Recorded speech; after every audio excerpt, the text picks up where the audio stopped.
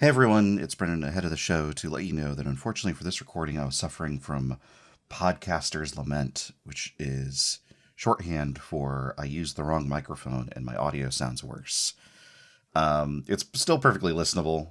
It will just be noticeably different. Both Matthew and our special guest's audio both sound perfectly fine. Hopefully it won't be too distracting. Please enjoy the episode. Thank you.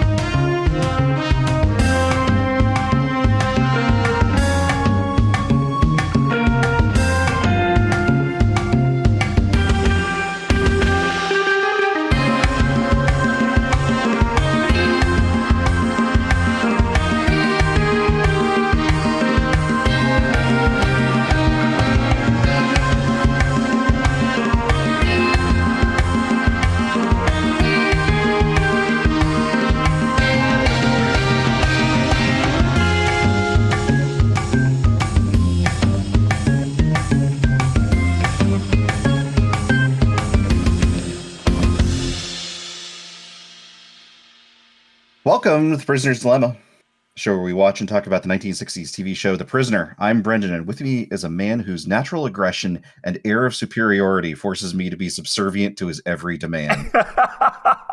Matthew.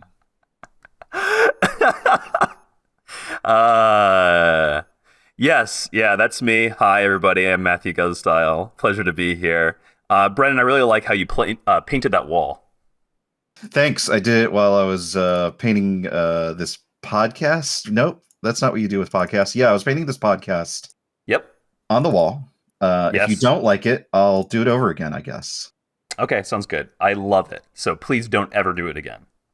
As opening bits go, this is probably our weakest. Is that true? Sometimes we've completely redone them. Yeah, that's a good point. Thankfully, to keep us honest, joining us from the Abnormal Mapping Network, host of Abnormal Mapping, Great Gundam Project, and so much more, Em, welcome to the show. Hi, It's great to be here. I think the painting's lovely too. You don't have to redo it. Thank you so much. Finally, somebody who knows how to podcast is here. Jesus Christ. Look, if you see a field full of people, and you can identify which ones are assertive about how to podcast, those are the people you can trust. Oh, certainly that won't backfire on you spectacularly. There's no chance, absolutely no chance that that's going to come get me. No. I also have a bridge to sell you. Tell us, what's your history with The Prisoner? Yeah, so I was introduced to The Prisoner by my friend. So in 2013, a game came out called Device 6. That's an iOS game from Simogo. Okay. It's very good. And I played that and I really liked it. So I took it to my friends and I was like, you should play this. It's really neat. And she played it and she's like, this is just like The Prisoner. And I was like, what's The Prisoner? And she was like, well, I know what I'm getting you then. And she bought me the Blu-ray set of The Prisoner, which was my introduction to The Prisoner, which I immediately decided was the best television show ever made. Correct. And nothing in between 2013 and now has dissuaded me from that fact. I'm a huge fan. I've kicked around my own. Someday I'd like to do a Prisoner watch through podcast for the last 10 years. Never happened. I don't think it's going to at this point. Too busy. Too many of them out in the world now. It's fine. Plenty more people are watching The Prisoner. That's very good. Yeah. So yeah, I've just been a huge fan since I saw it. I've never seen the reboot because I'm afraid to. I feel like that's a bad way to spend some time. I've read the Jack Kirby comic, which is very good. Yeah. And that's as far as it goes. I mean, it's great. I tried to watch Danger Man at one point, and I got a couple episodes in. I'm like, this does not have the sauce. That is the extent of my Prisoner fandom. Season 1 is not where it is. Yeah. You bring up the reboot series, which I know probably maybe one of the number one questions we've gotten since starting this show is, hey, are you going to watch the reboot series? Which I don't know if people really know a whole lot about this, but I think it came out in 2009. Mm-hmm. Jim Caviezel's in it. Yep. It's 6 episodes, I'm pretty sure, and it is. Yep. Ian McKellen is number 2 for the whole thing. Yeah. Yes. I think I don't know what we would get from watching this. You know what I mean? Like, Yes. We would get at what not to do. Yeah. Anyway. In Today's episode of The Prisoner's This would be Dilemma. a great bit where we introduce that actually we're reviewing the 2009 miniseries for this episode. That would be a great ambush bit. Oh, yeah. Would it? I'd rather talk about Checkmate. Yeah, that's a good point. Let's talk about Checkmate, the actual episode we watched this week. Yeah, I'm curious. What is it? We reached out to a bunch of folks to ask them to guest. You kindly said yes. What was it about Checkmate that like drew you to this one? I truly picked it out of a hat. Oh, that was it. And in fact, rewatching it, because I wanted to rewatch the entire show up to this point, did not get. I've been very busy the last month. I will say, I think this is kind of a middle of the road Prisoner episode. Not the best the show's ever doing, but on some, it was really fun to go back to just a mid Prisoner episode and go, oh, right. Even when it's not the best episode, this show's just got it. The things I like about it are very clear throughout, even in a kind of, 6 out of 10 sort of episode. That might be a little rude. I just remember it's the one with the big, when I looked at the list of episodes, I was like, this is the one with big chess pieces. That's probably fun. I'll pick that. Because it's been many years since I've rewatched The Prisoner. Sure. I was happy I picked one that is not like one of the all-time greats. I'm glad I don't have to talk about the ending because that's a thing you can do, but whoo boy. Yeah, I might dip out on that episode. Yeah, okay. Yeah, I understand. Finally, my first solo pod. No, I'll get someone to tag in. Oh, thank you. Yeah, someone who's never seen it before. That is surprising to hear that this was just like drawn from my hat, because I thought that this one was actually kind of timely. People who are not familiar with you may not know that you also have, you have a million podcasts. But one of the podcasts you have is like a game sort of retrospective review podcast. Is that fair to say? Yeah. We play old games every month. Yeah. What that means is very up in the air. It's not always old games, I guess.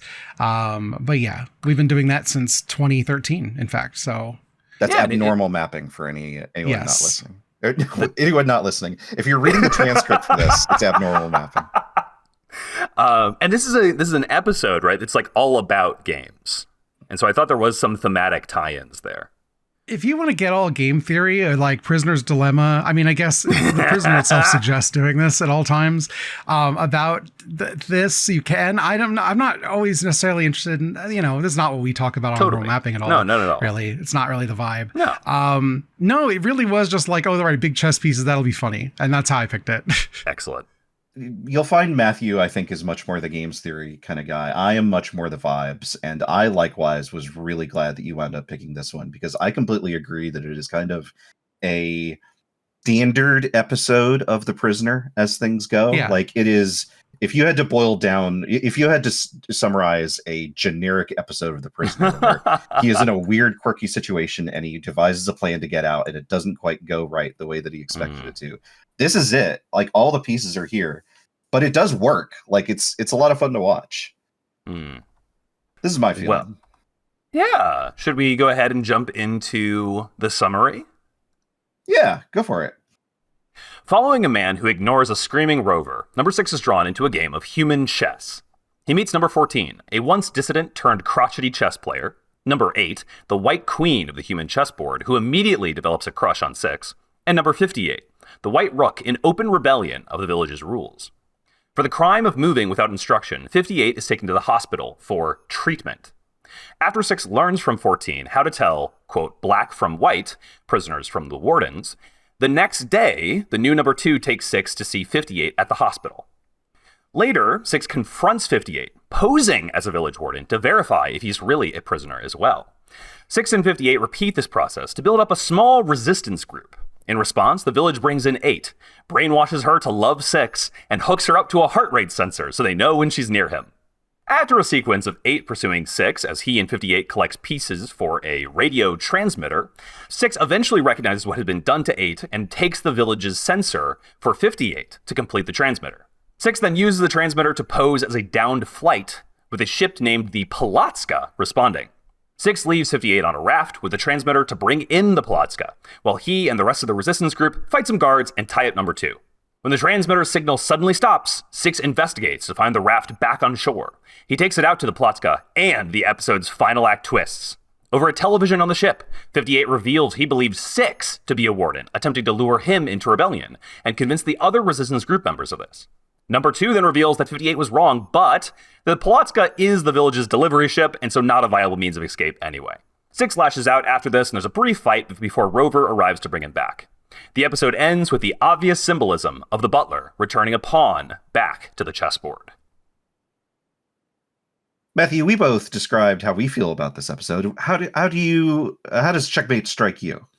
I think it is 2 good acts and a very weak final act. Sure. Say more. You got it. So I really like the first act, which is all of the they actually write it out, I think, as 4 or 5 acts in the script, something like that. And by the way, just the first time I'm mentioning the scripts in this episode, there are 4 versions of this script. This one really went through the ringer, the editing process. That's a lot of versions. It's a lot of versions. So I really like the first act. There's the bit with the human chess, which is honestly the highlight of the episode. And it's a shame that it's 5 minutes and then it's done. Right. And then I like the bit of 6 and 58 kind of collecting their people. I like, 8 having to pursue 6 and 58 as they're cleverly dodging village security, and 8. It's very just spycraft stuff. Basically everything up until the beach scene. And then after that, it kind of all loses the plot, I think. Sure. You brought up scripts. This is, I think I might have mentioned in the previous episode, but this is the last of the set of 4 that they commissioned to be potential episode 2s. Yep. So This last of our is- number 2s. Gerald Kelsey is the writer for this episode. I do not know anything about him. So he was the television writer on Department S, which was Interpol Super Spies. Okay. And The Saint, which is crime drama about modern day Robin Hood. Yeah. Yeah, Peter Wingard, who is our number 2 and is just a fascinating individual, played Jason King in Department S, which Gerald Kelsey was the writer on. And they had a follow-up, which is a spinoff just about his character because he was so popular. But yeah, this is part of the collection of episodes that could have potentially been the second episode in the entire thing, where they had basically come up with a rival and gathered a bunch of writers and said, "Hey, here's the premise. Give us your take on what the next episode might be." Yeah, and this one took a number of takes before it got there. Evidently, yeah. It was originally going to be called The Queen's Pawn, which is interesting. Yeah, this is one I have the latest Blu-rays that have a lot of interviews and commentary tracks. This one is basically the episode and nothing else. There's not a whole lot of background material, so I'm going to be relying on you and your research for this particular episode. You got it. Should we just go ahead and jump into our sort of talking through the plot points? We open with Rover. We do open with Rover. Em, how do you feel about Rover? It's great. It's the scariest thing you could imagine. What? He's just a big, big white dog. Yeah, but the strangeness by which it is just there and the nothing to do about it is just oppressive. I think it's the worst part of the village. Oh. Mostly the village seems kind of nice in a world where I'm never gonna own a nice villa. I'm never gonna be in a retirement community where I can just live my life. But the part where a giant orb will come and capture you if you step out of line at all is scary. It's the weird abstract nature of it is always very striking to me. I think it's Rover scary. There's an element here of, we joke a lot and say that Rover is basically just a big dog, but yeah, a big, badly trained dog, or at least not a well socialized dog, can be extraordinarily scary if it's making a ton of noise. The fact that Rover just seems to scream just as he's moving, just doing his rounds, wherever it is that he's going, he is just screaming at full volume as he moves, which is very unnerving. Yeah. I mean, we have seen Rover move silently before, or bound after things. But he could be right now, and instead he's just ah! I don't know. I have an old cat. His name is Vincent Van Gusdile, named after one of my sisters, and or named by one of my sisters, I should say, not after one of my sisters. My sister is not the painter Vincent Van Gogh. Great. Little known fact. And he just screams all the time as he moves around, but it's because he's like hard of hearing and losing his eyesight, and just like needs you to know that he's there so you can get out of his way. Oh, interesting. So I think I read that as like a bit of that, but a bit of like being a siren, right? Sure. But it's the same sort of thing, right? An ambulance isn't making a siren noise because it's scary. An ambulance is making a siren noise to say, get out of the way. Yeah, but it doesn't need to do that. Everyone's going to avoid the rover. Everyone's scared of the rover. Totally. Yeah. No, I completely agree. When everyone moves out of the way here, like there's this sense that they have been trained to basically like, it's as if the music has stopped in a game of not musical chairs. What am I thinking of? You could do like red light, green light, green light, or something like that. Or yeah, if you are mid step, you are supposed to freeze your step in place. right. And not everyone does that, but enough people do it that give me the sense that that's like the intention is like you're supposed to not merely get out of the way, but like stop breathing. Yeah. Well, the thing is, rover doing rounds is just weird inherently because it's not the surveillance state. Right. The surveillance state's already there. Everyone knows about the cameras and the speakers and all of the people who are pretending to not be the surveillance state or the surveillance state. Rover is the function of punishment when people do something that's against the rules. So it doesn't have to roam. It just is summoned when someone is in violation and then gets them. Yeah. So it doing this can only be seen as either it has its own will and is just like going about its business kind of weirdly, or it is just a flex on the citizenry to make them afraid. And either one is like disconcerting. I hadn't thought about this as like a response crew, as like if a rover is out and about and is screaming, then that means that someone is doing something wrong. And so as a resident of the village, it is my job to appear not to be doing anything wrong as intently as possible so I don't get got. Yeah, it's like a SWAT sweep. Like you don't want to be causing trouble when the SWAT team is around. Exactly. Totally. God, I'm playing Fortnite and Rover busts down my door. So the one person who doesn't stop is our number 14, the X-Count, or Man with a Stick, George Coulouris, who's this somewhat famous actor. He was in Thatcher in Citizen Kane. He was in Danger Man some, but mostly a film and stage actor.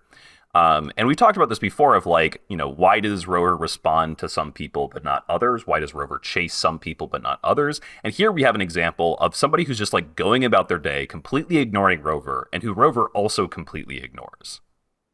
Did you say Man with Stick? That is literally what he is called in the script. Yeah, that's credit. Yeah. That's very silly. It's deeply silly. They almost never credit people by their numbers. That's weird. It is weird. Number 6 spots this. Number 6 is like, all right, here's a person of interest. Let me see what he's up to. And he discovers that he's headed to the centerpiece of the courtyard here in Port Merion, the person-sized chessboard. Yeah, human chess. What's fun is that because they filmed this first, you can actually see the chessboard pattern pretty clearly in earlier episodes. So like an arrival, when 6 does his big like walk across the big lawn, you can see that there's discolored patches of grass. Wait, I thought the chessboard was a feature of Port Merion when they got there. No, they added it. Huh. Yeah. Interesting. Now, fans then do reconstructions of it all the time in Port Merion, right? Because it is pretty iconic, right? It's in our podcast art. But it is fun that you can see it in earlier episodes. You can see this discoloration just on the grass. You might have thought that was the chessboard, but no, it's just discoloration. Because obviously there's this non-diegetic thing of like they filmed it first, but the other way to think about it is, well, they're just doing this all the time. And so the grass is naturally discolored. Yeah, I assume in the logic of the world, this is a static feature of the village. They're always doing chess games. Right. It certainly feels that way when we get to the like number 2 in the controller, like observing the thing. It seems like a regular occurrence, at least during this season or something. Yeah. But we never see it again, right? Or at least we haven't seen it so far. Spoilers for the future. It's never featured in the same way. Yeah, exactly. So we get this little back and forth. This is also when we first meet our number 8, Our number 8 in this case is Rosalie Crutchley, who is the White Queen. She was a theater and TV actress. She did lots of Shakespeare and nobles. She was also the housekeeper in the television or the film version of Man of La Mancha, which is only for me, but I was happy to see it. I don't know. That's not fair. Em, are you like big into musical theater? No. There you not go. This way. Only for me. How do you feel about windmills? They're fine. Yeah. Never wanted to attack one. What if one was a Gundam? How about that? Yeah, now it's a we're Gundam. talking. What if we just talked about G Gundam the rest of the episode? No, I really don't want to do All that, right. actually. That's fair. That's fair. My love, my hate, and all of my sorrow. That's right. Yeah, so we immediately meet this number 8, and she'll basically be, a co-star for 2/3 of this episode. Mm-hmm. And she explains, right, that the Count, or that this guy is an ex-Count, that he's the champion of chess right now. And then we get this first cut in to the sort of supervising area, the office that we've seen many times before, and we meet our number 2, except for the intro where we briefly see him, Peter Weingard. Tell me about Peter Weingard. Well, I already mentioned he was Jason King in Department S. He was considered something of a style icon at the time. He was started in an episode of The Avengers, which was a direct inspiration for X-Men's The Hellfire Club. Huh. To the point where Jason Wingard, who's the guy who like brainwashes Dark Phoenix, Yeah. is literally Peter Wingard, right? That's pretty good. It's funny, if you're not a comics person, this is all comic stuff, but Matthew Vaughn, who did a bunch of the X-Men movies, apparently kept on asking for Peter Wingard to star in things after he died. he would like call up the casting agency like, can I get Peter Wingard? They'd be like, Matthew, he's dead. And he apparently did this 2 or 3 times. Oh my God. Which I thought was pretty funny. He was bisexual. He has a quote of saying that he was 50% vegetarian, 100% bisexual. Wow. And was once charged with public indecency due to a hookup with a crane driver. Good on him. He is a theater and film. The specificity of that makes it sound like he just like jumped into the crane. Yeah, I don't think so. I think it was in a public washroom. Sure. But he was a theater and film star later in life, including in Flash Gordon, where he was Clytus. So like, he's fantastic. What a guy. You forgot, like, maybe his most modern claim to fame. He is the direct inspiration for Austin Powers. True. What? Yes. That rules. If you look at photos of Peter Wingard's outfits in the 70s, it's just all the way down Austin Powers outfits. Specifically like Jason King, right? Yeah. Who is similarly like a spy, right? So we have a spy who dresses like that, who's a flirt, etc. In this episode, he's not much of a flirt. He's much more of a Vincent Price-like figure. He's kind of reserved in this episode. I wrote down that he seems to be like the most checked out number 2 we've had so far. How can you say that when he goes "Hey-ya" and breaks a wooden plank? Yeah, I was going to say, I think the one wrinkle of this is he's a 70s new age guy because he's doing karate. He absolutely is a 70s new age guy. He's also wearing eyeliner. He is. Yes. He looks great. He looks fantastic. What a guy. Yeah. And he has this fun bit about how the queen won't protect 6. Sure. Even though 6 is a pawn, right? Which seems like a very random thing to say until you think about the fact that up until recently, 6 was in Her Majesty's service. Okay. Which is where, like, basically the entirety of Gerald Kelsey's, like, idea for this episode is. It's all a play on that. And that just, like, is not clear in the final episode at all. No. Not remotely. Which is a shame. Yeah. Better luck next time, Gerald. I would say it was more clear in the original script 1, but that kind of got diluted with time. Yeah, there's a weird energy to them observing the game in that they seem to be like taking it very, very seriously. Like not merely like that there is this diversion for the members of the village or something like that, but like speaking as if they are concerned with the events of this particular game as if it's like a final or something like that. But sure, yeah, I assume that's tied to that sort of like illusion, and it just doesn't come across. Yeah, I mean, so number 8 in the episode does say that number 14, the man with the stick, the X-Count, is the champion. So you can imagine this is like a champion, challenge match, basically. Sure, but why would number 2 or the controller care? Yeah, I mean, even then, right, we have our very own butler, our precious Angelo, right, who is like duplicating the effects of the human chessboard on a chessboard, like up in a patio above, right? Right. Yeah, there's a lot of attention put on this for some Right. reason. Which I don't know. Maybe the wardens need diversions as well. Well, more on that in a minute, I think. Yeah. Basically, there's this fun bit of of six not really like wanting to play the game because he wants to talk to number 8 and get information out of her, right? And there's this fun bit where they like echo the command of queen or pawn to queen's 4, right? Over and over again on the loudspeakers. This is not in the script, which to me suggests it's either a Patrick McGowan or it's Don Chafee, who again is like my favorite The Prisoner director. He's the guy who did Jason and the Argonauts, Pete's Dragon, etc. And I think it's really cool, and I think it's even better then that they repeat it, right? So that when the rook, our number 58, steps out of line and moves without being told, right? That we then get the village wardens repeating that exact same thing of like repeating the same line over the loudspeakers to really like drive home the connection there. There's a lot of either directorial or at least camera wise, like not camera wise, but like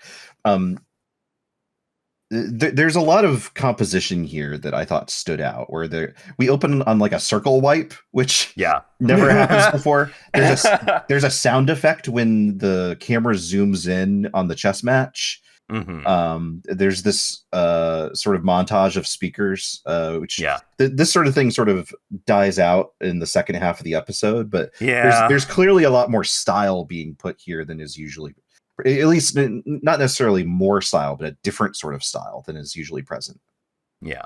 I mean, I think that's the Don Chafee of it all, right? Like all the best bits of the last episode, Dance of the Dead, in my opinion, were like cool compositional shots and like cool camera work things and directorial things happening. Sure. So we get number 58, who I already mentioned, who is Ronald Rad, which what a name, Ronald Rad. Theater turned TV actor. He was in Avengers, Danger Man, etc. Unfortunately, he died at just 47. So he did not actually live much longer after this episode was filmed. And so he does do the thing of he moves without being told to move, and immediately the village wardens spring into action, right? From there, we basically cut to the end of the game as number 14, the man with the stick, and number 6 go off to take a walk. There's this interesting thing here where the beginning of the show with Rover and the chess match makes it seem as if the 14, the count, is going to be a bigger deal, or at least the person that number 6 is playing off of, but it's really 58, the rook. Yeah, totally. Okay, at this point, I want to ask you both, what do we think about this chess match? Because it just occurs the once, but then it's like a theming thing for the rest of the episode, basically, right? The thing that's interesting to me is not necessarily the chess match itself. It's that number 6 sees a guy who is considered like a strategic master. Right. And goes, oh, he's just like me. Yes, totally. Which is a very number 6 thing to do. Yes. And goes and immediately like gloms onto him as a kindred spirit. But in number 6 fashion goes, he's like me, but what if I gave up? Like he's like, he has his superiority over this man. By nature of he's still fighting and this guy's given up. Totally. And it thus makes him better. And the arrogance by which he then takes all of this idea of like the chessboard and like runs with it into making his own game out of everything really just bites him in the ass immediately. Like that's the whole episode is about 6's arrogance being his undoing. Totally. Because he's such an unpleasant man. That's what the joy of The Prisoner is, that you're rooting for him, but he sucks. He does not recommend himself very well ever. And I think this episode is a lot of him at his worst.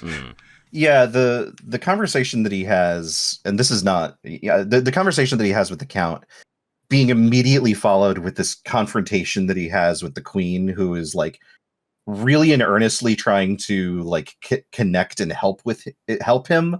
And he just completely rebuffs her because she isn't trustworthy in the same way that this random guy playing chess happens to be. Like is a really like clear counterpoint for like Yeah, he's incapable of accepting kindness from people. It will always be met with suspicion. Exactly. And the situation definitely like engenders this, but you get the sense that he's just always been this guy. Right.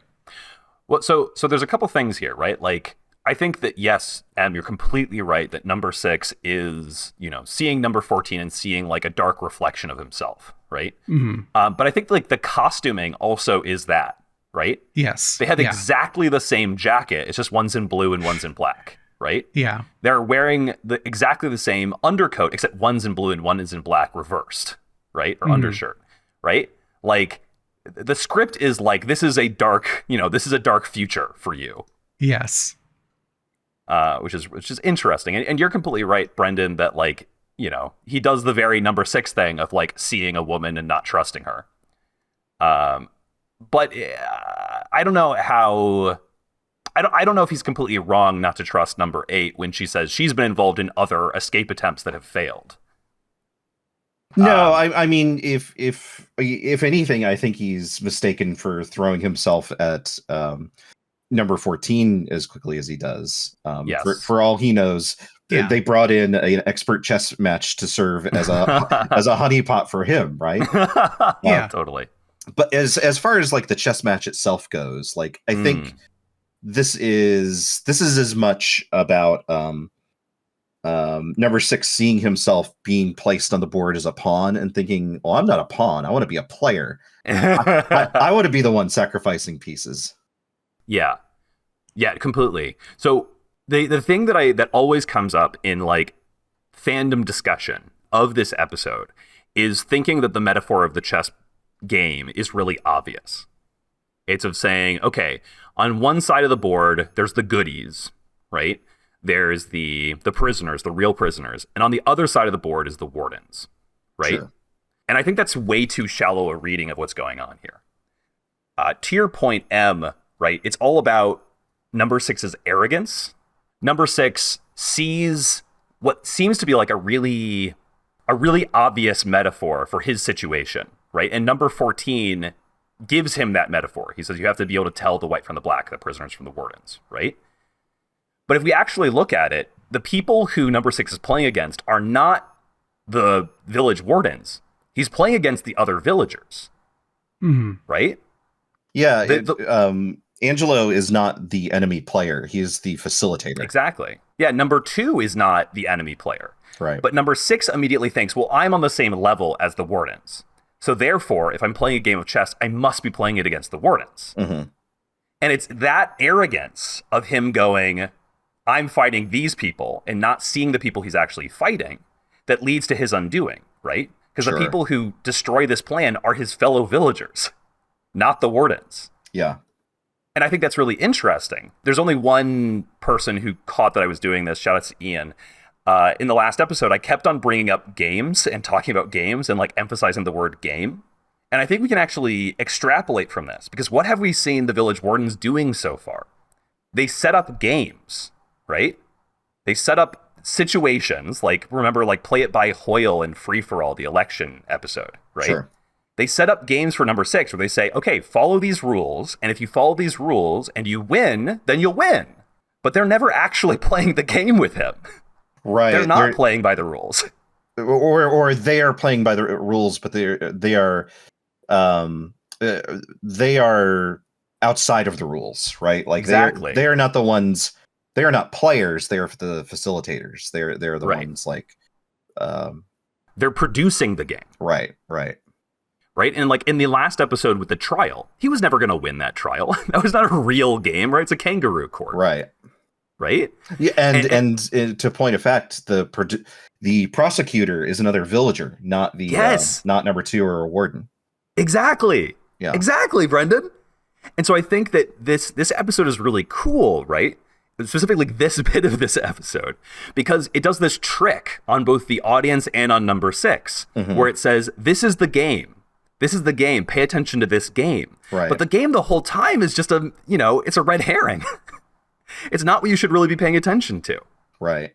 Or if you pay attention to it, you have to be, I don't know, clear about like what the full shape of the thing is and not what your immediate assumption is, I guess. Yeah. Or just generally, right? Like if you start thinking about it as a game, they've already won. Right. Sure. That makes sense. So that's why I really like Acts 1 and 2 of this episode. Well, the thing about the game structure though is like the people, the wardens don't see any of, like, he's always framing everything as an attempt to escape. Like, my goal is to get out of here. They've got ultimately what they need, which is him contained. They'd like to know why he resigned. But as long as he just stays put, they don't really care. Like, it's not the end of the world. It's a curiosity that they pursue. But he's right where they want them. All they need to do is like maintain the status quo. They're just, the things that they care about are just fundamentally different. He's already in jail. It's true. I mean, but they also do want him on side, right? Yeah. We've had a number of number twos, right? Yeah. Who have said explicitly.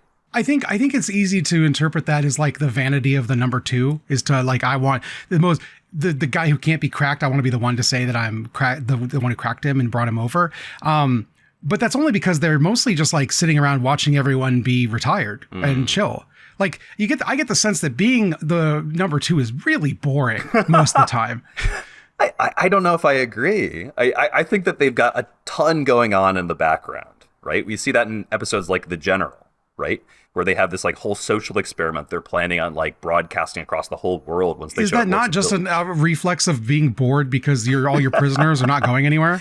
But, and also the project of The General was brought there, right? Like that wasn't number two's plan. That was something that was kind of imposed on him that he got on board with. That's true. That's true. But we do see in a number of other episodes, we see cases of number twos legitimately having other goals in the village besides just like messing with number six. But right? but I at least had always viewed that as, okay, number two is doing that in accordance with whatever this dark organization that they're in. Right. But I do think Ev's got a point of like, maybe because we have also seen this like internal politicking and one-upsmanship of trying to be like the one that gets ahead in whatever this game of spycraft is. And if the organization's plan is just keep number six here and number twos keep going, no, I'm going to get him. I don't know. I mean, like many happy returns, they literally let him leave. They do. Right? They do. And like they orchestrate the whole thing, obviously. But I do think they have a plan beyond just keep him here. Sure. I always view the goal of the number two and just the structure of the prison itself as like the metaphor for the state being in love with its own bureaucracy for its own sake. There's no fundamental reason for any of it. It just self-perpetuates at a certain point.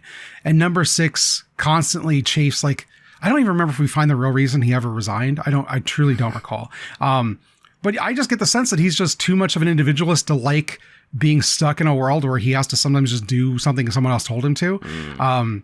Just the inertia of the government that he was stuck in before he resigned, to me, is like all the reason to leave. I don't think it's that deep. I don't think there's a deep secret there. I think he's just a guy who finds this stuff very tedious and wants to forge his own path. And he lives in a world where everyone is being tedious and no one gets to forge their own path, like societally, right? As the metaphor that is emblematic of the island. Sure. I mean, there's definitely that's a very common reading of like, it's all about individual freedom and feeling restricted by society. For sure. Yeah. I'm generally like not super sympathetic towards this desire in six. Just because you already said that you'd have gone along with it, right? You would have retired happily in the village. Yeah, it's chill. Nobody pays rent. Like, it sounds great. What are you talking about? I would want to go to a village with a nicer beach. It does have a bad beach. The UK doesn't have better beaches than this. That's a good point. That's a very good point. But supposedly it's off the coast of Algiers. So like, yeah, that's true. Anyway, we spent a long time on this. I mostly wanted to like get this bit out here about like this broader meaning of the chess game from my reading. So I think we can probably go ahead and move on along to the hospital. Yeah, let's go to the hospital, the castle hospital. Let's do it. So two picks up number six, but not like that. Do you think when number two shows up and says hello to number six? Hello. Yes. Do you think that number six has that moment of being like, who the hell? Oh God, it's a new number two. Like, what is the process for like registering? Like, all right, there's a new number two. I mean, he does have the badge. That does help. It's the badge and the scarf is really the only giveaway. Yeah, true. And we do see episodes with like multiple number twos. And by this point, 6, I think, is just ready to go along with it. I guess. Right? Anyway, yeah. So we go to the hospital. Let's go to the hospital. Where the Rook is being rehabilitated. Yeah. You want to talk us through what that looks like, Brendan? It's... We got this doctor. Yeah. Got a mean doctor lady. Yeah. She is all about experiments and She procedures. loves experiments. She loves experiments and she loves results. And she's administering a procedure to end the egotism of the Rook. Using methods not unlike those used by Pavlov in either dogs or rats. Yeah. No, it was rats. Wait, no, it was dogs. It doesn't matter. None of this really matters. doesn't. The Rook wakes up and he is desperately thirsty. And he's so thirsty that he can't help but enunciate, "Oh, I'm so thirsty. I'm a thirsty boy," even though he's just alone in this room. In front of him are 4 color-coded water dispensers, most of which seem to be electrocuted. And he reaches for one despite an intercom telling him, "Don't do that. Don't do it. Stay where you are. Don't move." And he zaps himself. And he's so sad because now he's hurt and he's thirsty. Yeah. And they tell him, "Do exactly what we tell you and your thirst will be quenched. Go to the blue one." And he Which goes just to zapped him. Was it the blue one? Yeah. It's the same one, I'm pretty sure. Doesn't matter. Yep. None of this matters. It's the same one. Okay. They tell him to go to the same one that zapped him, telling him it'll be fine. You just have to do what we tell you. He goes to the blue one and he gets some water and he's quenched. And the doctor says, "This is the greatest success I've ever had. He's completely fixed. I'm a genius." She rules. She's very good. This is number 23. The first psychiatrist is how she's credited. Patricia Jessel.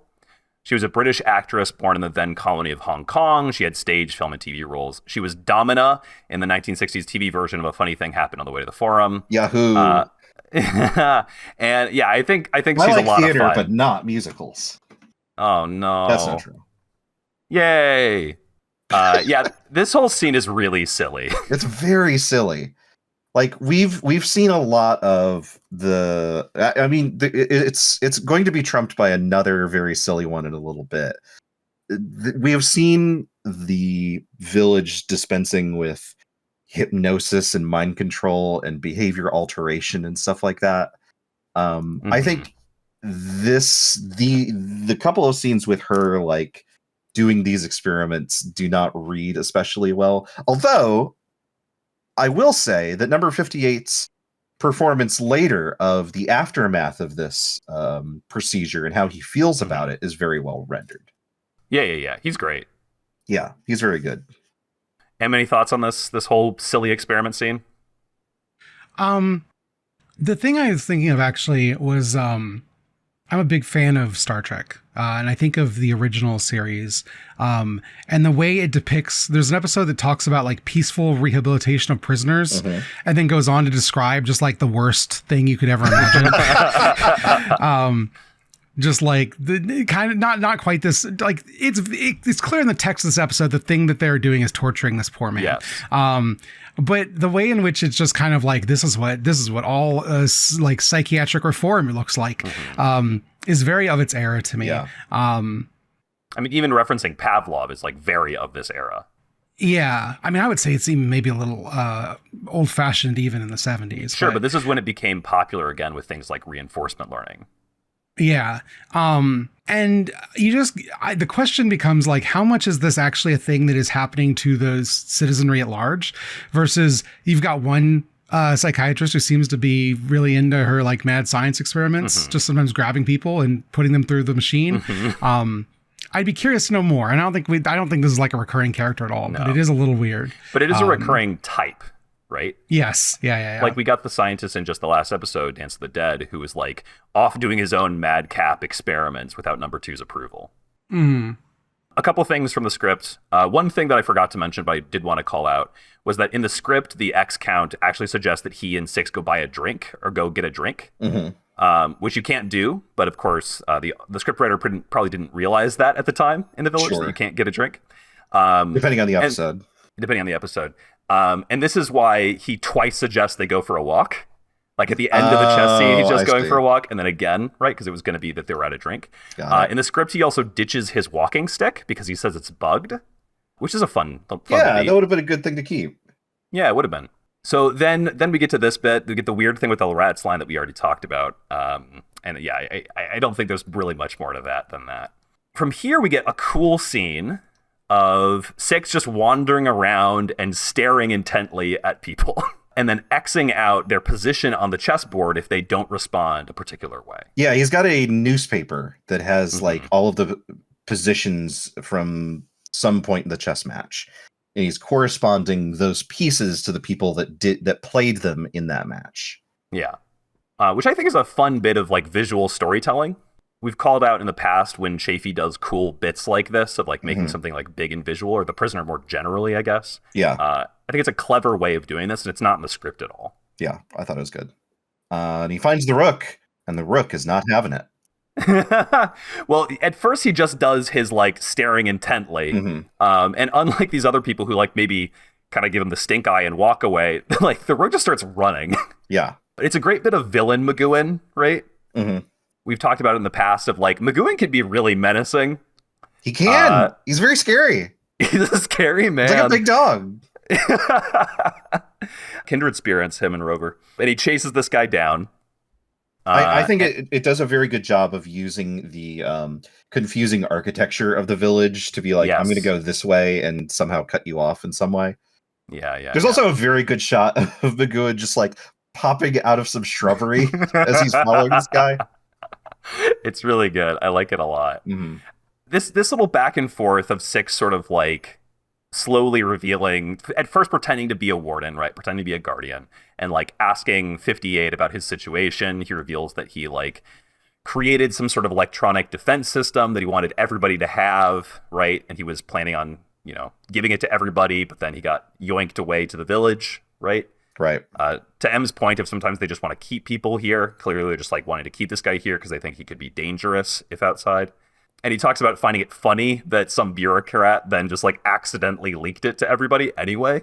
I kept trying to figure out like, is this in reference to something in particular? Like, is this a thing? But I couldn't find anything or figure it out. So I assume it's just like a throwaway idea. I mean, this is the kind of thing that was really popular to just make up in, spy thrillers of this time, right? Sure. Remember back when we were watching Danger Man, there was the weird bit about like, we're going to hack into the electronic security of the EU or whatever, right? Oh, yeah. I forgot about that. Yeah. So I think that we're not supposed to think about that too hard. Gotcha. But I do think that 58's delivery, right? Rad's delivery of this is like really good. Yeah, he's like, regardless of what I thought of like the weird psychiatry scene or whatever, he reads really clearly as someone who is rattled and scared, but is still like has enough of himself to be defiant of like, yeah, I did this thing, and the greatest revenge that I'm going to have is to die in the face of you trying to break me. Yeah. He's pretty good. He is a standout in this episode for sure. Yeah. He's really strong. So we then he basically is immediately on side, right? After being sort of accosted by Six in this way. Right. Or at least appears to be. Yeah. And then we're about to get him and Six working together to get a crew together, basically. Right. But first we get them chatting it up, watching yet another human chess match. Right. This is also maybe a good time to talk about the supervisor. So this is 56.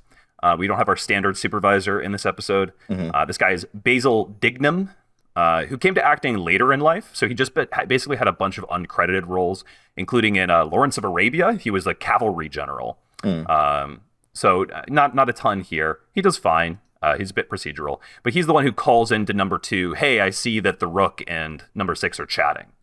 Yeah, there's a weird... there's a lot of people looking at camera screens in this episode. Yeah. So what I think was supposed to be set up in this moment, at least in this one, right, is that we're actually supposed to see 6 and 58, 6 and the Rook. And it's interesting, by the way, that the village wardens keep on calling him the Rook as opposed to 58. Yeah. More on that at the end of the episode, maybe. But in the script, right, we're supposed to see Six see the mic turn towards him and the Rook. Oh, he does. He sees he looks over his shoulder and he sees the weird stone bust, like the head is rotating on it. It's subtle, but it is there. You're totally right. I completely missed that. Yeah. I went back and looked because I was like, how does Six know to stop talking about their escape plan? No, that's really good. I completely didn't notice. That's really subtle. That's cool. But this is where I started to get this read of like number 2 is kind of chill. But like whatever else he's got going on, he's not terribly concerned about number 6. He's like doing his due diligence, but he's like, no, I don't really need to like mess with this guy above and beyond things. Yeah, give him to the doctor for a little bit, but I'm not gonna like get his goat or whatever. Well, like, notably, right, what he does is he like checks in with the psychiatrist to be like, how convinced are you that what you've done has worked, right? So we can read it as checked out. We could also just read it as like he's extremely trusting of his subordinates. Sure. But there's this other way we can read it too. And this is why I wanted to establish my reading about like what the chess match is about way earlier, or earlier in the episode, I guess. The village does a really good job of weaponizing the villagers against each other. Sure. Right? We've seen this. That's true. We've seen this in prior episodes, and it's maybe the most clear here, right? And this fits with, again, this feeling of they've produced the chess game. They've produced this conflict themselves, which they've trapped Six in. Because he's saying, we don't have to do anything. The social engineering we've done to these people will do it for us. Right. And if we think back about the chess game for just a second, right? Like number 14, we didn't talk about it in detail. But number 14 talks about like, this is a recommendation that he has gotten to play human chess from some psychiatrist, assumably in the village, to be able to like express a feeling of control that he wants to have. Right. Right. And what are they using? They're using him as a way of figuring out who will break the rules. Who will break the rules of this game we've produced. And that's why they like launch on 58 so fast, right? And that's why they pay attention to this game at all. You can imagine that everybody in that chess game is somebody who they're like keeping an eye on. Oh, yeah, that makes sense. This idea of like, okay, we're going to, all of the malcontents, please report for chess duty. Exactly. Or not even, they don't have to be that direct with it, right? Like number 6 certainly gets pulled in a very natural way, right? Yeah, totally. And this then works even better with, if we think back to what number 8 was saying, right? The queen. She's saying, hey, I've helped out other people with their escape attempts and it hasn't worked. Right. If they're using her, not even with her knowledge, as like a canary in the coal mine, so to speak, right? In a way they like literalize later, in order to like figure out who's trying to escape and just know to like watch her because she'll get involved. If we look around for her awkwardly following someone, then we know to pay attention to the person that she's awkwardly following. Yeah, who she got a crush on this week? They're trying to escape, right? Yeah, I think one of the things that this ties into is a little bit more evident in the next scene and a scene a little bit later is that for all the super science and all the insidiousness of the village, the infrastructure of it is actually quite weak. Yes, and they are reliant on their prisoners in order to like keep it going, like to keep the facility like in working condition. And so they are absolutely reliant on that social conditioning in order to like make sure that the wheels of the thing go. They have Rover in order to like make sure, like as a hammer, right? As to make absolutely certain that no one gets out and people stay in line. But in order to make sure that like the lights stay on and the water stays running, they have to employ these people. And to M's point earlier, I do think that most people have to work. I think 6 is a special case. I think most prisoners, unfortunately, still have to do jobs for credits. But to like your earlier bit, right, Brendan, about like social engineering, right? How does the episode start? The episode starts with us seeing people frozen in place because of Rover, right? Sure. And that's not because Rover has the ability to freeze people. It's because of the social engineering. Right. Anyway, I think it's completely fine to read him as checked out, but I think that reading him as trusting that like they've done a good enough job engineering the people of the village, and in particular 58, right? It doesn't even really matter if 58 is like won over to their side. What matters in this case is he's suspicious enough that he'll report number 6 thinking that he's a prison warden at the end of the episode. Sure. From here, we get the really cool, what I think is really cool, I'm showing my hand a little bit, of like 6 and 58 as if they're like a pair of villains wandering around and recruiting people. I like this a lot. I think this whole sequence of like trying to suss out who they can get on side and basically like making notes for who to assemble later on is pretty good. Yeah. I also there's a one cut scene in the script of 6 pretending as if he's like number 2, and 58 the Rook and another guy bringing in a third person as if they're like guards bringing him in for questioning, which I thought was fun. And what do you feel about this whole sequence? Yeah, I think this is like the highlight of the episode. It's got the vibes of getting the gang together. You don't really see what anyone's actually going to do because in reality, no one is doing anything very much. He's going to it paint really that is wall. a 2-man show. I don't really understand why he needs this many people when it really is just the 2 of them doing this one thing. I mean, they fight the guys in the tower, right? Yes. He needs Painter Boy to fight the guys in the tower. Yeah, he needs some muscle. But I kind of figured it was more like in order to get the pieces that they need in order to put everything together, I guess. Oh, yeah. But it just, normally when you're assembling a team, it's like everyone has very clear roles and a very elaborate plan. And there's none of that here. Everyone is just kind of bodies to throw at the problem. Right. But it is 6 at maybe his most maniacal supervillain. And I do appreciate that. I love that. But that's true. But it's also interesting. This is the only time we've seen 6 do any attempt at like community building, like resistance building, right? And only when he has a plan, like it suits him to do so. Right? But it's with him in charge. It's the only way he can imagine doing it. I was gonna say, there's shades of him running for the election is like, the only way that you'll be free is if you listen to me and do exactly as I tell you. Yeah.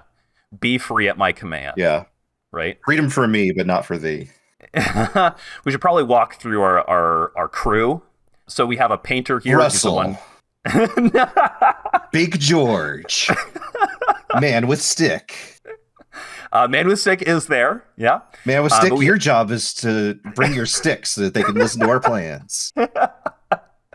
So we have Michael Danvers Walker, who's credited as Danvers Walker. He's the painter that we were referring to earlier. Sure. Number 42 is a TV actor, including in The Avengers. And then we have Dennis Shaw, back from episode 1 from The Arrival, who was the shopkeeper in episode 1 from number 19. Same number, same everything. I mentioned then, but he mostly played villains. He doesn't really get a lot to do in this episode, but I mostly found it cool that he's like the same shopkeeper from Arrival. A rare instance of consistency with a number. Yeah. And consistency with like an actor in a role. Sure. Right? Outside of like Angelo the butler and occasionally Peter Swanwick, the supervisor being pretty consistent, like it swapped out every single episode. I will say, I had in my mind, I had remembered Peter Swanwick being in almost like every episode. He's been in like half of them so far.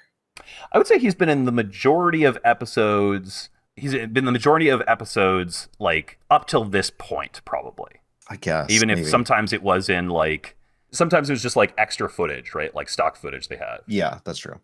And this all leads to this conversation that they have at the human chess game. I think is it again happening in the background? I think so. Or at least it's at that same plaza. Like pavilion. Yeah, I guess we don't see the human chess game. Right. In which this time he's noted the mic and has, messed with it in some way. Mm-hmm. The mic is kaput. Yeah. In the script, they're supposed to have extra sensors, so they're supposed to be able to still somehow sense his heart rate and his temperature. Okay. And so it's because of that they know like something's up. That seems like a bit much. It does seem like a bit much. And also lay into question why they need the heart rate sensor on the queen. Right. But yeah, it's interesting. This is, because of this, they then call him into the hospital, right? And we get our second castle hospital visit of the episode. Did you a word association thing? Yeah. Have either of you ever done one of these? No. Not really, no. How about you? No. I mean, we could do it live. No, but I don't think that wanna would do make good radio. No. So he's doing this word association with number 39, who's the second psychiatrist. And she actually showed up in Dance of the Dead as well. She's the one who's standing behind him when he's like at the very beginning experiment that they're doing to him. This is B. Duffel. Okay. I don't believe they're using the same number, but in this case, at least, there is a like consistency of what's going on. Sure. Actually, wait, hold on. I just went back to check. It is the same number. Wow, look at that. Wow. There's consistency in the prisoner? What? That's wild. That's amazing. But yeah, this is where we again get our second look at our psychiatrist character, right? Patricia Jessel's back again with a brand new kooky experiment. Kooky experiment involving one beautiful young woman and one man who's in love with her? Yeah, I guess. Look at that guy. You see him? Isn't he manly? You love him. With a passionate love. What are they? God. Fascinatingly, the script indicates the psychiatrist was supposed to be a man, which I think would have made this whole scene so much worse. Yeah. So they've done something to her, and notably, we are not shown like whether she was hit with lasers or whatever it was that was done. A blue beam of light. I am starting to wonder if they are just drugging these people, like getting them on the sauce. We hear later that the Rook has been prescribed pills of some kind, right? Yeah. But like this is an unfortunate turning point for the episode. Well, for the actress in particular. What was her name? Yeah, for number 8. She is Rosalie Crutchley. Rosalie Crutchley, who up until this point has done like such a terrific performance as number 8. Mm-hmm. And that's not to say that she's not going to do a great job in the role that she's given, but the role that she's given past this point is just so much weaker. It's right. like she's literally just like a puppy following him around, confused when he doesn't shower her with love at each moment. Yeah, it's rough. The thing I don't understand with this is they give her like a fawning schoolgirl personality. Yep. Yeah. These are adults in their like 30s or 40s. Yeah. So it's all incongruous. Also, they know what number 6 is like. Yeah. They clearly don't think this is going to win him over, right? Like, it seems designed to piss him off. The one thing that I'll give them on this is that like they have tried in the past to be like, here's a beautiful lady. Aren't you interested in her? Don't you want to tell her all your secrets? And whether or not he likes her seems to be immaterial. What's right in this case? What's material for them here is that she is always spying on him, and they can use her as basically like an extra layer of security to be like, all right, well, if number 6 is up to something, we'll know that she'll be around the corner, eyes and ears open. Right. Yeah, it's also like maybe you catch like inverse if you catch more flies with honey than vinegar. Like if we just make someone he wants to avoid, we always know what he's going to do when we put her in his path. He's going to do his best to get away from her. Yeah, very good point. Like you could imagine like what if they had done this to the Count, the man with stick, instead of her? Isn't he a manly man? No, because he already likes him. And he's already like, well, that guy's cool. I'm going to help him out with a plan to escape. Sure. Yeah, but I think, so there's a couple things here. Thing one, right, this is another example of a scientist going over number 2's head. Number 2 clearly did not know about this experiment, did not know this was happening. It's just that he's in the room, right? Like he gets handed a like report that it wasn't even meant for him. He takes a report from this nurse, number 51, Siobhan O'Casey, who's briefly an actress. And like here learns about this plan of doing what they did to dolphins, as they say. Yeah. Did they, what, how? Yeah. Did they, what do they do to the dolphins? This was during World War II. Oh, that explains everything. Yeah. They used dolphins to basically try to find mines, right? But do they show a picture of a mine to a dolphin and say, "Don't you love this?" Yeah, they say, "Isn't it so manly, this mine?" Like I understand how the dolphins help. I just don't see what the linkage is between that and what they're doing. I think it is like bringing a Pavlov, right? It is supposed to give this like thin veneer of like scientific Authenticity. realism. Yeah, okay. Exactly. I think that's basically it. Well, it's not working on me. I'm too much of an individual. Yeah, you are. You're just like number 6. But my second thing is that I do like how, in my reading of this is just like even more emphasizing the ways that they are utilizing the villagers, right? Sure. That they are turning the villages into pieces that they can use towards their own ends.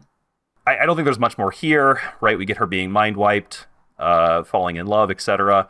And then we immediately jump to basically some spycraft stuff. Right. This is also very good.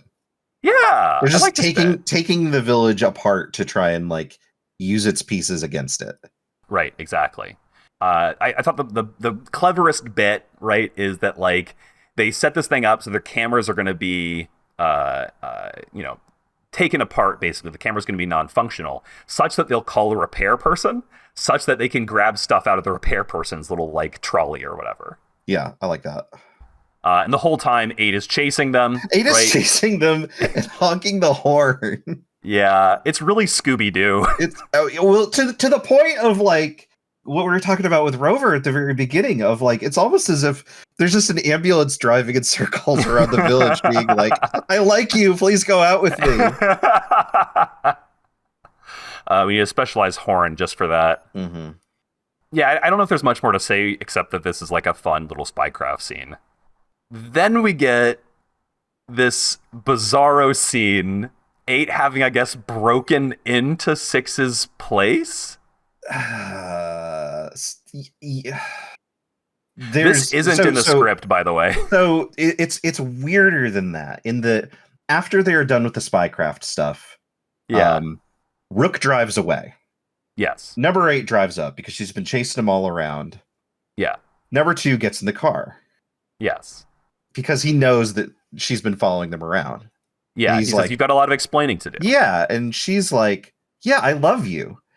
And I really like this exchange where I've mentioned before that like the show often has difficulty with like natural expression of like what real people would say. And I think that McGowan does a really good job here and like reacting honestly if someone that he barely knew said that they loved him.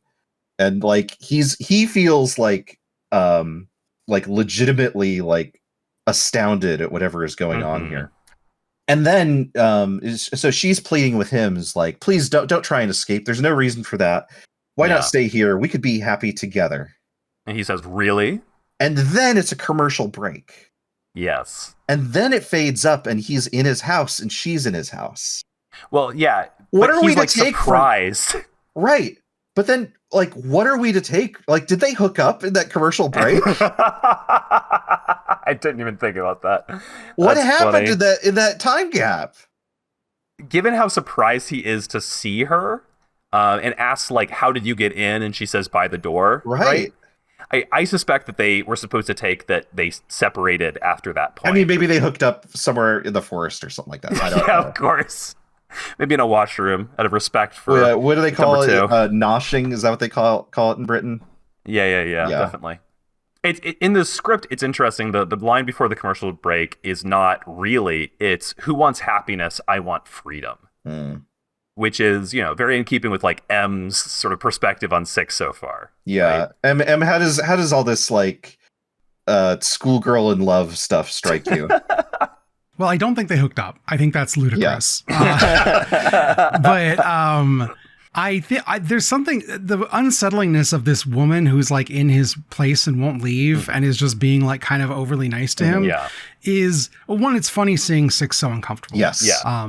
It's an uncomfortable situation, but he handles it so gracelessly. It's very fun to watch him squirm. But it is like, I think it successfully gets under his skin more than anything else that they do to him, right? Just having this person in his space who's like being nice and needy in a way he doesn't really know how to process, clearly like bothers him to the point where he just turns on sarcastic dismissal even more than his normal state to get rid of her. Like he just humors her to get her out the door, basically. It's like anything to get her to leave. Yeah, he almost has to like change tack like a couple of times in the middle. All the while like previously we've seen, maids or whoever like kind of throwing themselves at her, whereas she is doing like this most like like the chasest, like it's so Yeah. wonderful to be with you. I just want to be with you and like be in your presence. So there's no Yeah. like physicality to it whatsoever. Yeah. Yeah, especially like later on in this episode, he's much more like actively aware of how to deal with her. He's just kind of dismissive and Right. shitty. But this one time, I feel like she gets under the armor in a way that the rest of the episode is not. He's fine. Yeah. Yeah. It's weird and bad, but in a fun to watch kind of way. Yeah. It would be a bad situation to be in. Yeah. Yeah. It feels like 2 steps away from like Stephen King's Misery is about to happen. No, you don't think so? I feel, well, Like, given his fear here, like not fear, but his like discomfort. oh, like right? as if she has captured him. Okay. Exactly. I was like, no, not the other way around. What do you? No. I mean, I don't know. All right, should we go to the beach? Let's go to the beach. So much of this episode is beach. There's a lot of beach. The people in the village are constantly walking around in the sand and in puddles with their shoes. I could never. yeah. I don't want it's sand on my interesting. socks. That's gross. What if they're just wearing shoes without socks? It's also gross. Yeah, that's but almost worse, It is a actually. way out. There's a lot of toys at this beach. There's a lot of toys, and then in fact there are more toys in the script. What? How is that possible? So what we actually get, let's walk through that, because this is such a different sequence in the script. What we actually get is 2 sees 58, checks in on him. He's wearing sunglasses. He's so cool. Mhm. Then 58 goes to like a little changing tent, supposedly to change, but really to work on a transistor. 6 shows up and like sticks him with a radio antenna saying on guard. He's in high spirits. He then says number 8, there's a final confrontation there where he finally sees the locket, realizes it's got this thing, says, oh, I'll replace the locket for you, don't worry. And then just like takes it to 58, who says, okay, these are all the components I need to finish the transistor or the transmitter, right? So in the script, this is very different. First off, number 2 like pulls up to the beach in a buggy, and 6 straight up steals the antenna of number 2's buggy. Sure, why not? And number 2 is kind of like fine with this. He's Like number "You're in 2 high is like spirits." watching him doing that. Yes, he's like in the buggy when 6 steals the antenna. Sure, all right. And then he goes and gives the antenna to 58, so we don't see where he gets it in the actual episode. Mhm. And then he goes to go buy the raft that he uses. And there's this really cool sequence that's completely cut from the script, but where the lady who's selling 6 the raft, these like inflatable raft things that they're going to use to build the little raft they'll have number 58 go out on, she offers number 6 candy, and all the candies are named after different like mythological afterlives. What? Yeah. It's like Gehenna and Hades and so on and so forth. It's just a fascinating little bit here. They completely cut from the episode, but really ties in with like the last 2 episodes being like, you're dead, number 6, you're dead. The village is an afterlife, right? Sure. Were it to have been kept. I feel like it makes sense to cut this because this episode's already got too much going on. Oh, for sure. Frankly. Yeah. But that has never stopped me from wishing that there was another weird scene. See my feelings on Dance of the Dead. So that's basically it, right? And then the rest of the scene is much the same. The rest of the scene here on the beach is much the same in terms of getting the sensor components and so on and so forth. Mm-hmm. One thing that I wanted to call out, because we're here at the beach, we're seeing like all these people and all these props and stuff like that. This is a really pretty episode. There are a lot of really, really good shots of like the village, not just of the chessboard, but like moving around through the space. A lot of really good vistas when we're seeing number 6 talk to the rook or to number 8. Right. A lot of really good use of the space. You can really see the money on the screen. Don Chafee does good work. Yep. And it's at the end of this scene, right, that like the lady scientist realizing that like the sensor's gone kaput, figures out that like, okay, we still see number 8, so it's all good. We still see number 6, so that's all good. They have a quick comment there about like, I wouldn't want to be you if you lost him, right? I do think it was interesting. I wanted to bring it up earlier. There's like a lot of women scientists in The Prisoner. Yeah. Like writ large. which is really interesting, right? Given that, like, at this point in the 60s, women were like 10% of like doctoral programs, right? I mean, so part of it is, the gender politics of the show are what they are. I was going to say, Literally does that have as much to do with like, well, science, the science that is being utilized against us is evil. How can we best illustrate that? Yeah. Never trust a woman, etc. was just in the last episode, right? But it is interesting, right? Because you are seeing like these very highly educated women capable of like impressive scientific and engineering feats, right? Sure. Like, not this one so much, but like ABC's lady scientist was pretty reasonable. We're supposed to like her, I think, be sympathetic towards her, and that's just an interesting thing to be putting on screen at this point.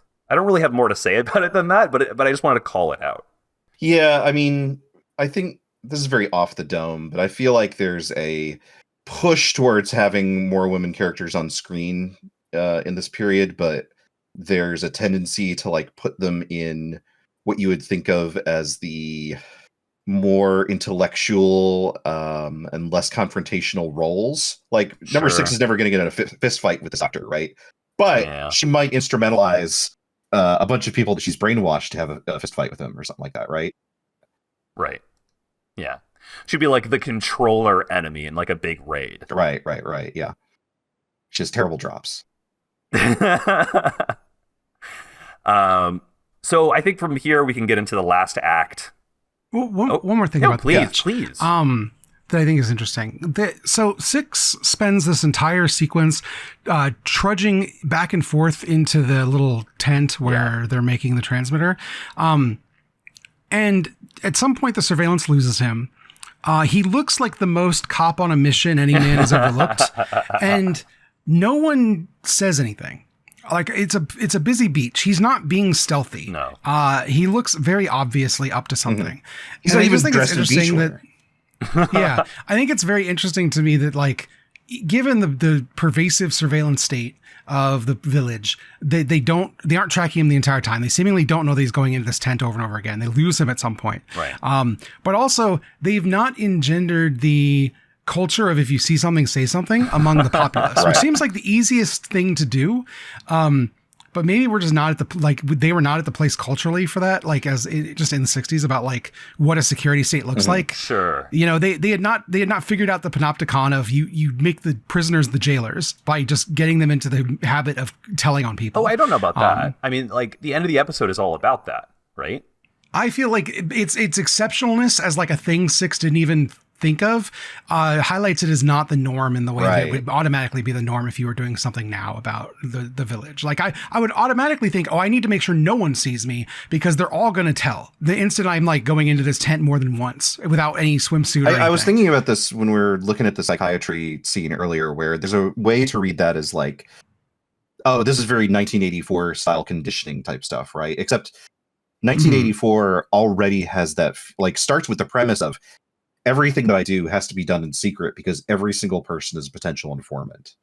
Whereas that very rarely feels like the case here, except when number 6 feels like it. So the whole episode, right, is that like the regular prisoners can't tell the difference between other prisoners and wardens, right? Yeah. And so if you're a regular prisoner on the beach, you're seeing number 6 doing this and you're like, well, he's so obviously up to something, he must be a warden, right? But you would think the culture would be, if you want to actually stamp out resistance, the culture would be, it doesn't matter if it's a warden or not, you report it. If you think it's a warden, you would still report it. It's like when you get your fake phishing emails from your HR department in your work and you report them because they want to train you. If you see something weird, say something. It's like the most obvious things in the world, but they give them to you every goddamn time. You need to get people in the habit of seeing people who are probably wardens doing suspicious things and then reporting to know the system that you've established of telling on people works. Totally. Right? And like I to that point, I think that the earlier scenes in the episode do that really well, where like he's moving through and assembling the crew, and there's clearly this like feeling of social difference when people notice him doing things. I think it stands out here because there's so many people on the beach. Mm. So, and it is true in other episodes, we do see this sort of thing, right? So we see like the maids or his observers or whoever, right? who will report on things. Mhm. I think that part of the reason why they don't have a culture of, except in the cases of escape, right, prisoners ratting out other prisoners, is because they want the ambiguity of not knowing and not wanting people thinking too hard about, like, is this a prisoner? Is this a warden? You're totally right that, like, it is weird that they don't catch on sooner, but I'm not convinced that they weren't getting reports about number 6 and just didn't care. Well, they literally say they lose them on the camera, and it's like 100 people saw him go back and forth from this one tent. You could have someone go out and peek in the tent. It'd be really easy. It'd blow the whole thing. That tent also gets left on the beach after everyone else goes home, which is very strange. It's really lovely looking, but yeah, it is weird. I mean, so notably, they don't say they lost him on the camera. They said that they lost him on the sensor. Oh, right? Yeah. So this whole thing is an experiment, right? They're seeing, hey, is this other way we can track people? Once they bring up the cameras, they immediately find him on camera. So I don't know. I don't think this is so much like a failure or indicative of like the regular prison surveillance apparatus, right? When we know for sure this is a weird experiment they're running and they're seeing if they can do it this other way. My main takeaway just is like, the only reason you'd run the village like this is if the thing you're doing is mostly playing games with the people out of like just a sense of ennui about the whole situation, which is kind of my read of the whole situation anyway, right? Yeah. As the prisoner at large is just kind of a dead end of the state of it eating its own tail for no reason. Yeah, I can see that. I think we need more of the prisoner to discuss further, so we can just leave that there. So, this next bit. We see him go to this lone changing tent left on the beach in a lovely shot, which doesn't make any sense.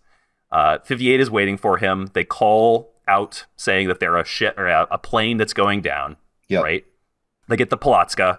They do the extremely standard, I don't know if this was standard at the time though, thing of like crunching something up in their hands to make it sound like they've got radio static. I don't know, but it hits my ears just so good. You got the ASMR tingles. That's right. Thank you, Patrick. Thanks, Patrick. Finally, I can relax. Mm-hmm. And the village wardens immediately note this signal, but they seem to believe it. Right? Seem to believe it could be a plane going down. This is not like a wildly unexpected thing to have happened. Sure, I guess. I don't know why they don't recognize their most important prisoner on the phone, but the connection is bad, and this is not this is not a supervisor who's been around for a long time. Yeah. It's his first day. His first day. His wife, or his ex-wife, the psychiatrist lady, got him the job. They're definitely exes, right? They could be. I don't think they ever speak, but I could see. No, they do. They're both looking at the camera. Oh, you're right. You're right. Yeah, the looks they give each other have big X energy. I did not see this, but I'm here with you. I support you. They say, all right, well, there's a signal out there, but we can't figure out where it's at. Get some people in the tower. Yeah.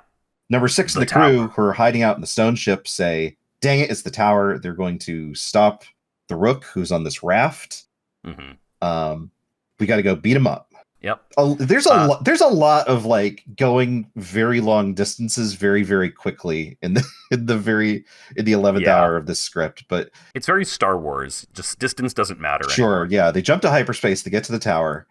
Number 6, accompanied by the painter, I guess. Yes. Get into what's otherwise a pretty lackluster fight scene, except I almost want to call it number 6's first confirmed kill. Where he punches someone off the tower. Unfortunately, there is a splash sound effect at the very end of it. So I think we're supposed to take the guy that he threw out of the tower, landed in the water, and is still alive. But I just love the way they do fight scenes in this show, where you just like punch past someone's face and they like fall down. It's not good. There's been other fight scenes that I've liked. I just don't think this one holds up especially well. It's just too bad because they're doing it in an interesting place. Like we've never seen it at the top of this tower before. Totally.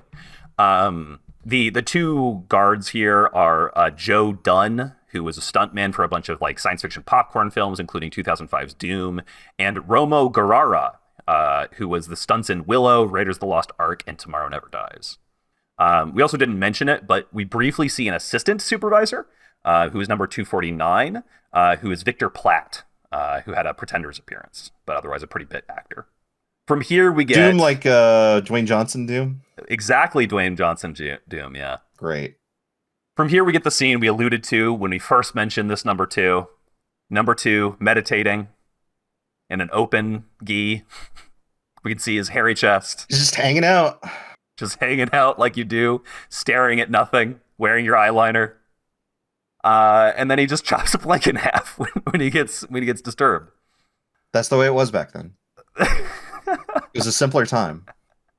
I'm gonna be a Returvan guy, but just for like chopping planks of wood at random intervals. So he is supposed to be wearing a quote unquote yogi outfit, which in the script, but there's no exactly.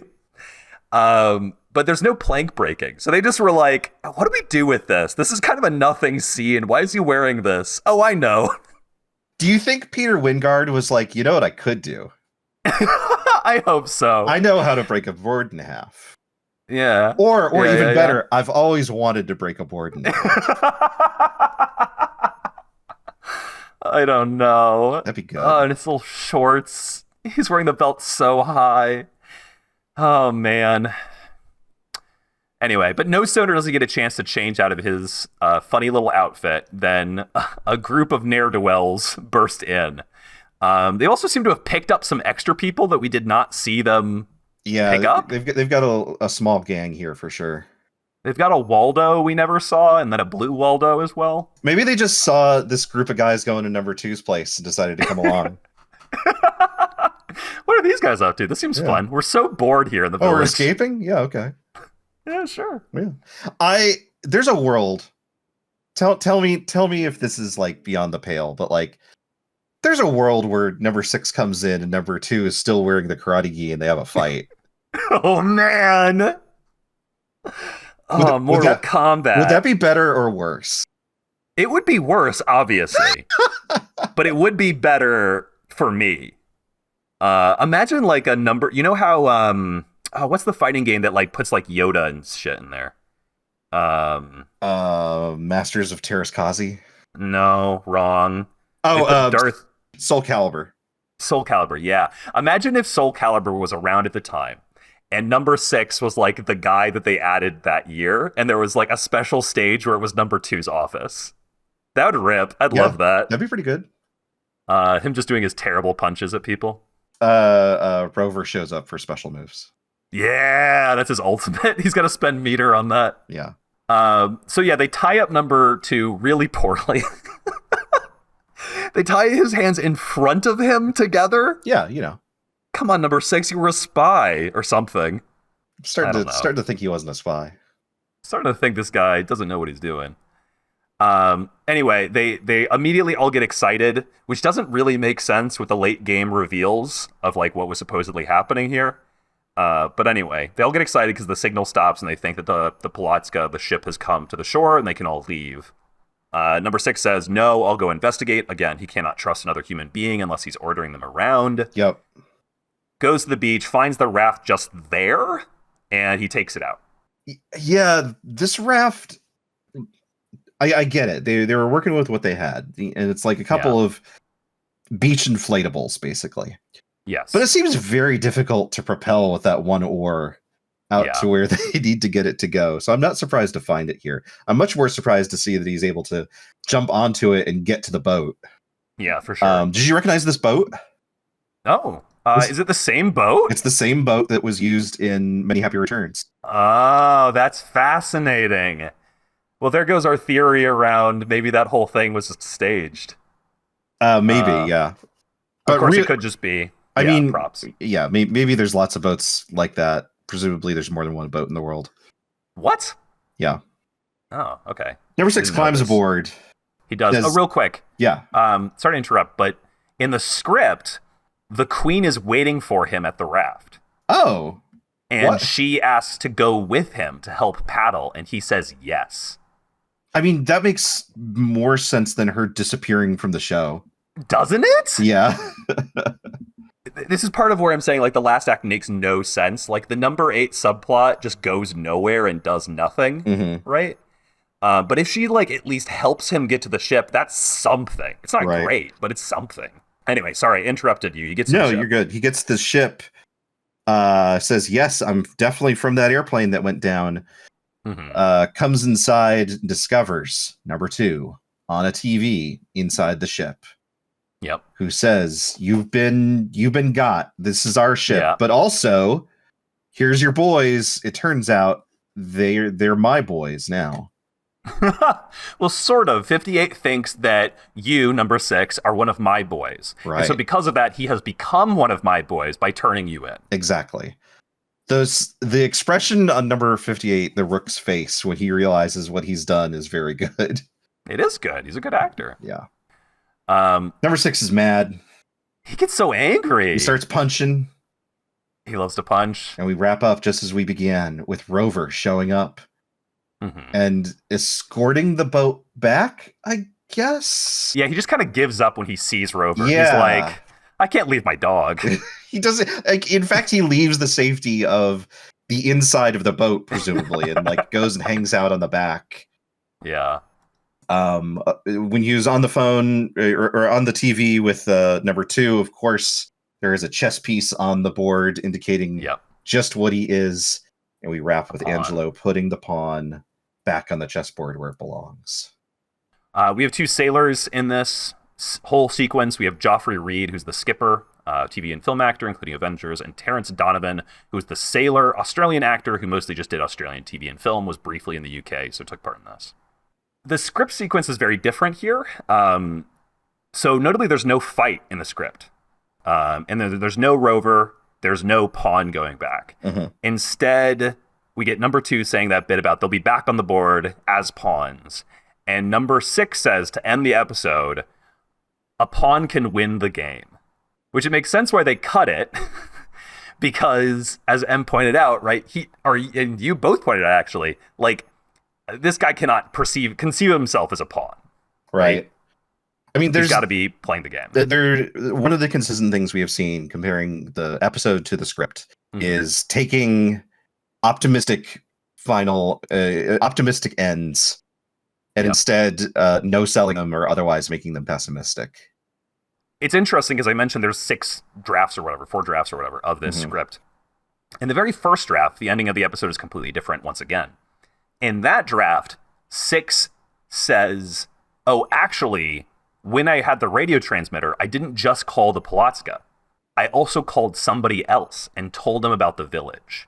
And number 2 acts surprised, and 6 gets to basically win the episode by indicating that the truth is out there. X-Files noise. Sure. It also makes sense why they would cut that. Yeah. Right? This is potentially episode 2. That's just that's not a plot thread to it. Yeah.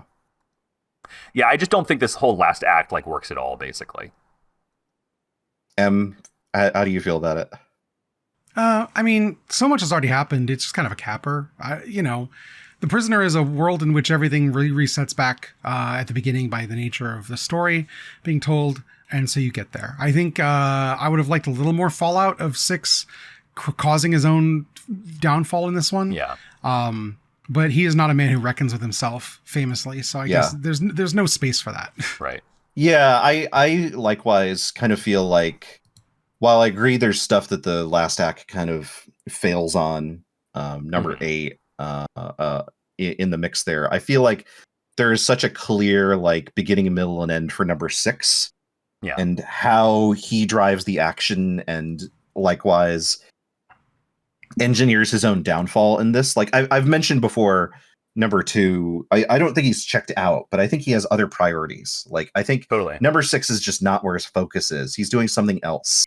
Whether that's he's chopping boards. Yeah, he's chopping boards. He's got other stuff going on, and he's doing his job where number 6 is concerned. But number 6 isn't a pet project for him the way that he is for other number 2s. Yeah, and I think that he's worked. no Leo McKern. Yeah, and that works because in some ways number 6 is both hero and villain for the same episode, right? Where he is the one that is driving the plot forward, but likewise he is the one that, through his misapprehension of how things are going or how he needs to operate as a supervisor, is the reason why it doesn't come together. So yeah, I think it all works for that reason. As I said before, this is a pretty good standard episode of The Prisoner, I think. I think there's one, I agree with both of you. Just to disagree a little bit, though, I think that there is fallout from this episode in terms of... So okay. This isn't the first episode. This probably isn't the second or third episode, given the arguments that I've made in the past. At least I don't think so. In the past, we've seen Six, like, when he wants to escape, he just, like, runs for the beach as fast as he can and, like, grabs a boat, right? Yeah. Like, his escape plots, like, occasionally he, like, works with somebody who's, like, offering him an escape up to a point, right?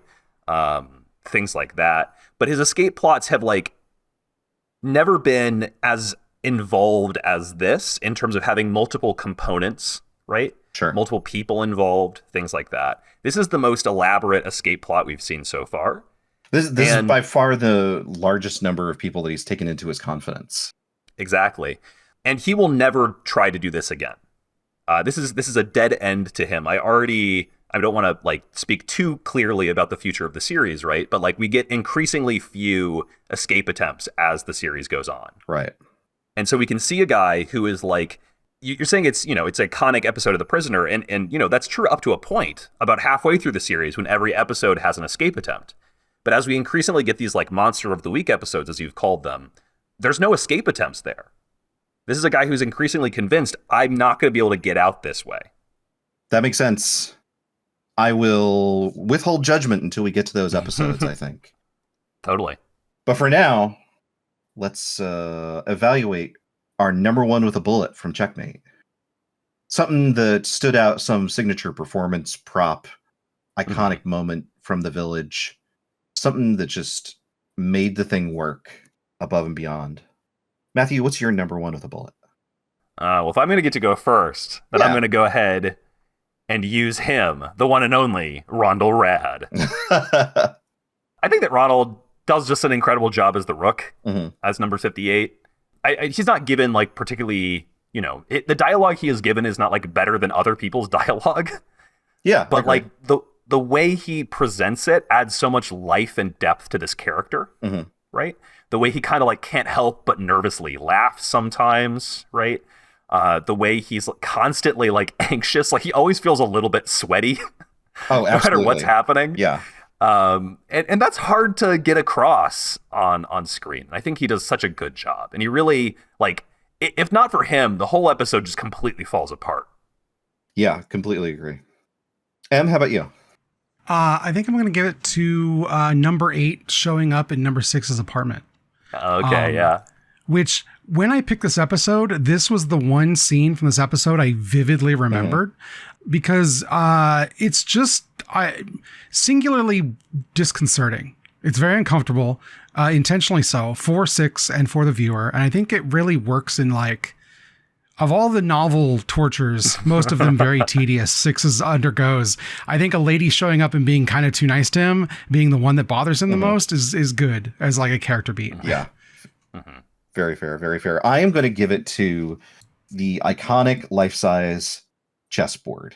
True. That was my other one. Yeah, like you both have gestured, it's such a key part of the visual that you think of when you think of the village itself, despite not really being utilized above and beyond this particular episode. It is something that comes to mind quickly and easily, not merely because it looks cool, but because it's such a clear, like, representation of what's going on here in the village. It was really, really cool to finally get it on screen and see everyone in their different colored outfits moving around.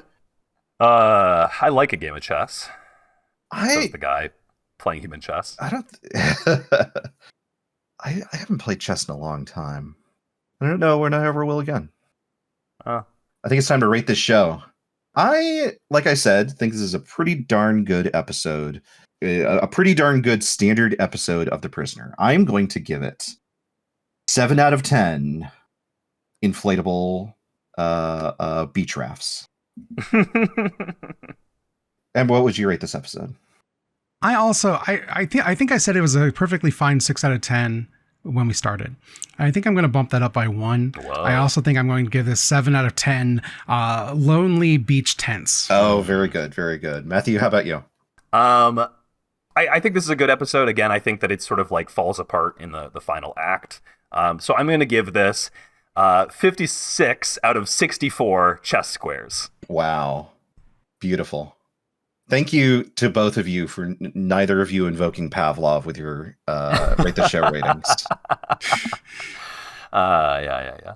And M, thank you so much for joining us. What a pleasure to have had you on the show. Yeah, it was great to be on. Where can people find you on the internet? Is there anything you'd like to plug for our listeners? Sure. On social media, you can find me on Blue Sky at polarbearsummer.online. If you'd like to follow my podcast, you can do that at abnormalmapping.com. There's a bunch of them. Listen to Abnormal Mapping, the Game Club. I've already had the first episode of a new podcast come out called Cosmo Champs, where me and my friend Santor are watching through Saint Seiya, the famous 1980s anime. Hell yeah. And that was really fun to record. I have a great podcast called Around the Long Fire, which is about Icelandic sagas and many other things besides that is the thing that I most try to get people to listen to. I think it's very good. That comes out every Tuesday. There's many more shows, but you can go and watch them all. And all the other shows that are on that I'm not on that we host are all there on the website, abnormalmapping.com. Excellent. Fantastic shows. Longfire is a must listen for me. Oh. Thank you. You bet. Matthew, where can people find you? I'm on Blue Sky at Matthew Guz. And how about you, Brendan? You can find me at Blue Sky at brendanmcleod.com. You can find our show's artist, Cy F. Sweetman, at cyfsweetman.card.co. You can find our show's musician at devindecibel.bandcamp.com. Give them both a follow. They make great stuff. You can find us at the-prisoners-dilemma.com. Next time, we'll be watching Hammer into Anvil. Mm-hmm. Well, Brendan, I'll be seeing you. Not if I see you first.